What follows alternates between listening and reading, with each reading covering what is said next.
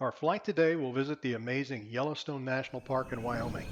Karen and I were able to spend multiple days on the ground and one amazing morning in the air to see the park.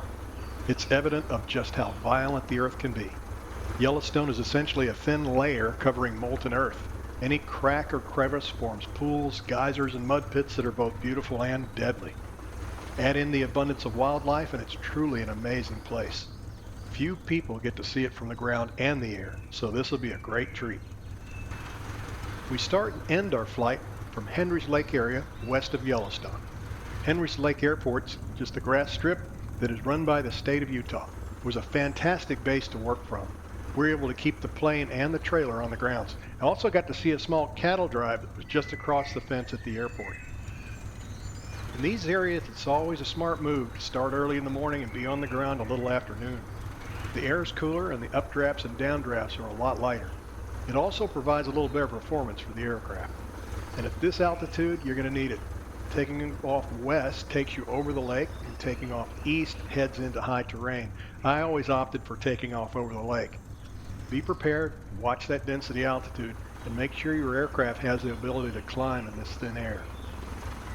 On takeoff from runway 24 over the lake, make a 180, like right over the lake, and come over the airport and then head east following the highway. You'll see the path that the highway goes through. You could probably take about a 038 heading and go for about 5 miles.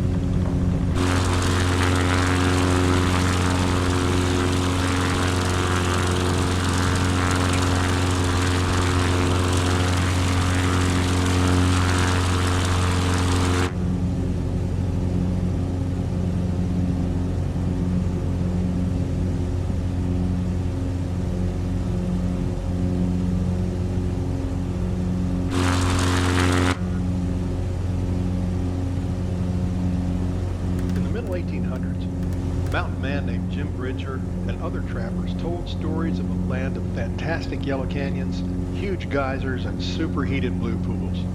They were dismissed as tall tales. But enough people telling the same story caused those in charge to consider there may actually be something to it. Amazingly, the first official group of federal explorers to explore the area was after the Civil War in 1871. Most importantly, the group included a photographer and a painter. Those two were the ones to finally prove to the world that the amazing area actually existed. Based on excitement from the paintings and photographs, Congress voted to make Yellowstone the world's first national park, and it was signed into existence by President Ulysses S. Grant soon after.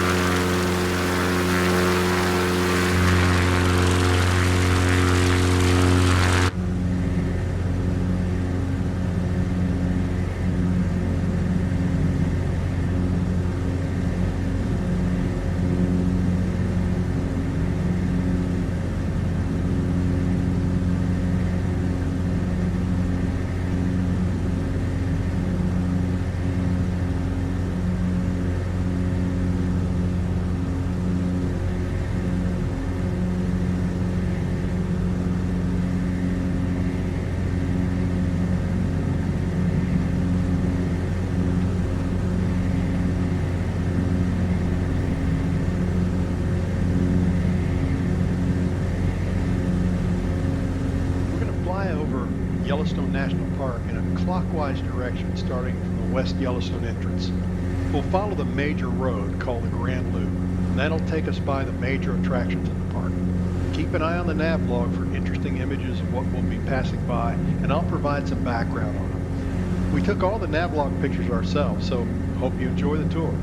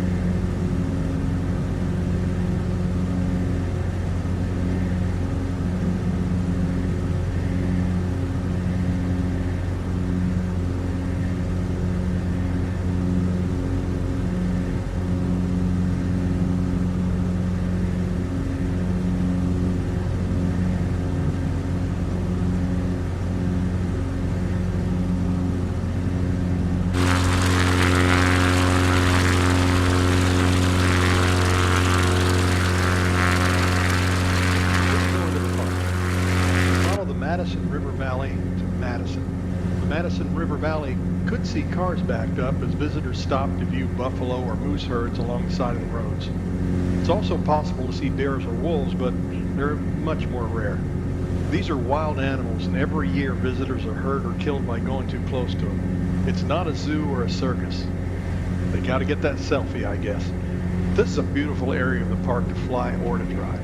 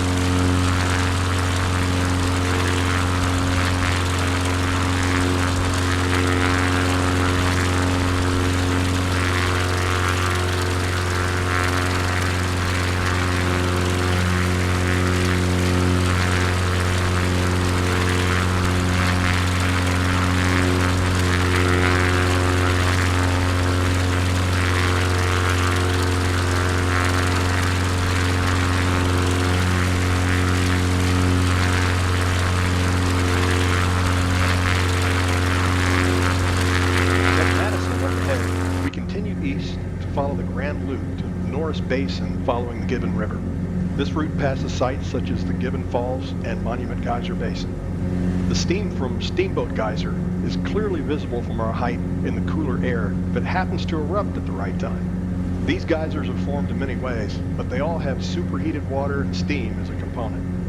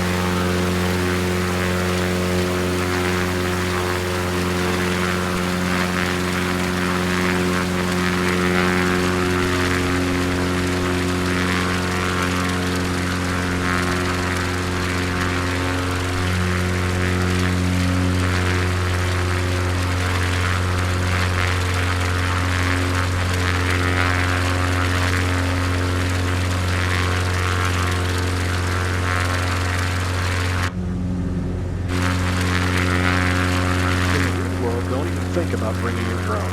They're strictly prohibited in all national parks. It's been tried here, and many ended up in the hot pools of melted cootie. But what if the drone were attached to an aircraft? Now, that could make some unique videos, and it would be legal. And then I could show them to my friends on our website. That's a great idea.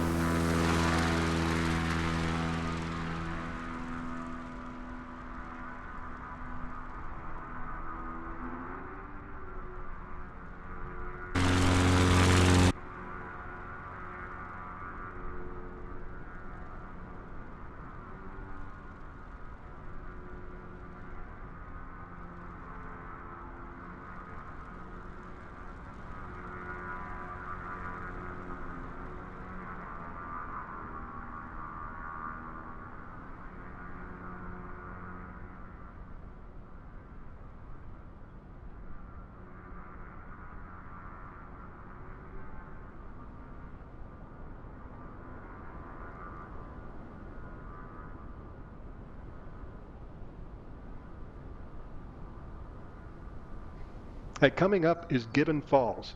It makes a nice 84-foot drop, making beautiful ribbons of water and some fantastic picture taking.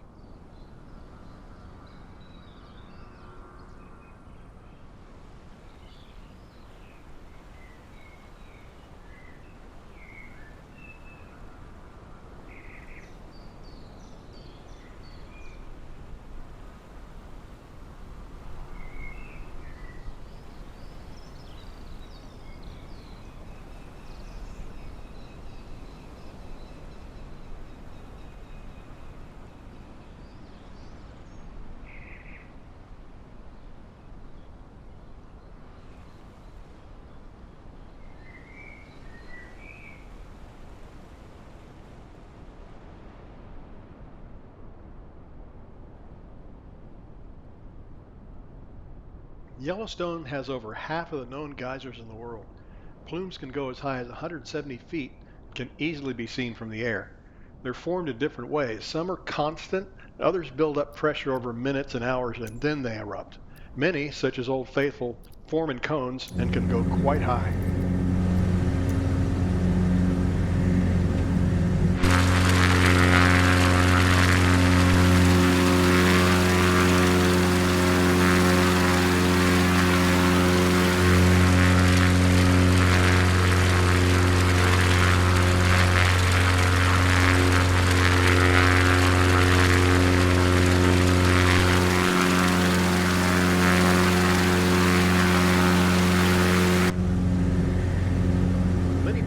And hiking loops.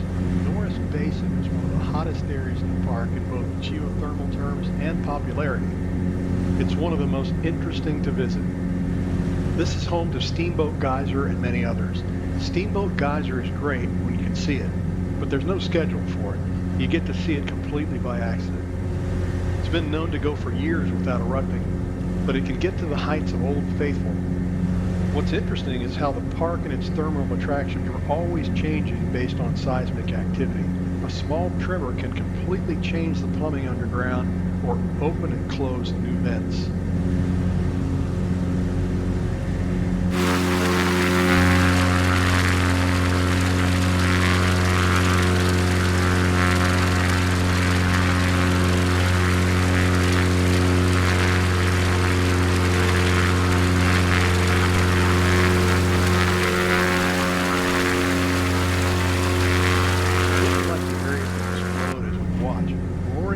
Is an interesting sight for sure. They are like geysers, but instead of erupting with water, they actually pump out steam.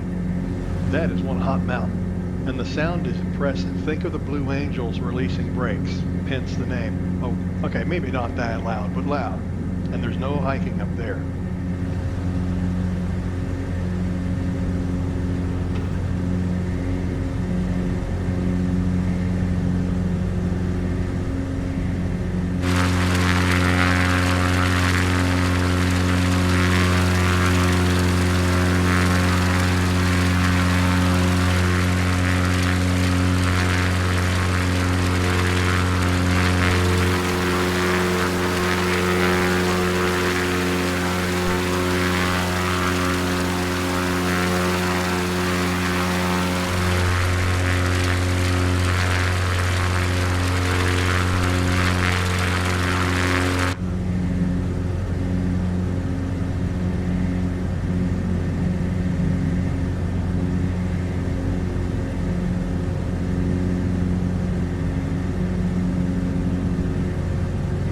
Ever heard of obsidian? If you watched Game of Thrones and heard them talk about dragon glass, it's a lot like that, except, well, it's real and doesn't kill White Walkers. Obsidian cliff below us is a wall of the volcanic stuff. It's formed when lava cools very quickly, and it makes for great cutting tools. Native Americans would use obsidian in their arrowheads and tools due to its ability to hold an extremely sharp edge. These arrowheads and knives would be found later well east of the Mississippi. Obsidian can still be found in some surgical tools today. The area is closed off now, so no pictures, darn it.